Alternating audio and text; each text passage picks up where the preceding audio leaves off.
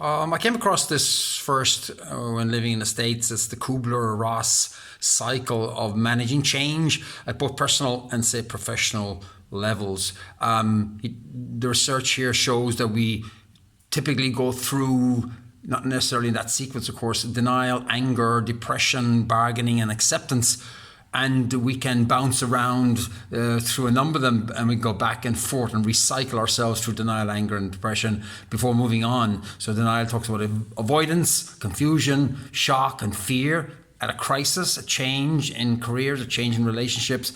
Then anger, frustration, irritation, being anxious about the situation. And then we can drop, and that's the symbol, if you like, of a downward in mood and so on, to depression, overwhelmed, helpless, being hostile, and flight or running away from the problem. Bargaining is the beginning of moving up the hill, if you like, of the climbing back up, which can be tough depending on the nature of the crisis, like a bereavement, for instance.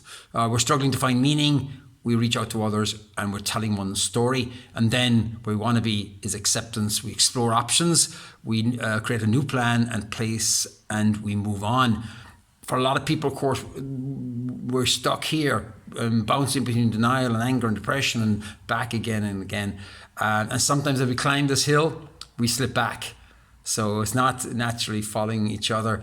It is more interactive than that. And down here it talks about information and communications in those two first phases.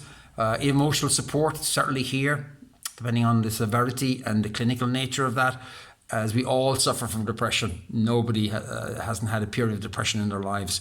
And then guidance and direction about moving forward. So if this helps anybody, then the reference is there on the top. Kubler-Ross cycle, there's a lot of stuff out there on it.